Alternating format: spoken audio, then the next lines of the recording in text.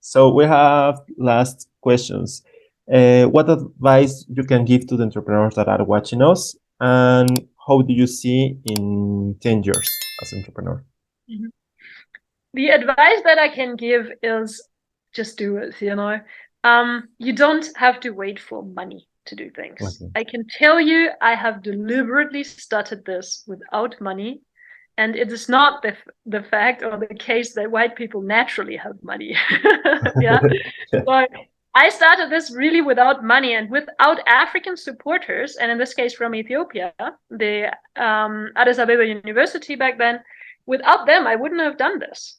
But I had a technology that I developed, and I was extremely convinced that this can make a difference. And luckily, I found people in Africa who said, yes, you are right. This can make a difference in the biogas sector. And I followed their lead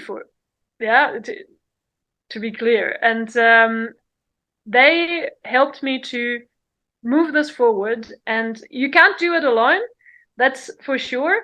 But you don't have to wait for somebody to give you money in the first place. Yeah, but if you have an idea, and that's what entrepreneurship is about, it's about solving problems. That's why you become an entrepreneur, because you want to solve a certain problem. Yeah, whether it's with a service or a technology doesn't matter. So make sure the problem you solve is actually a real problem.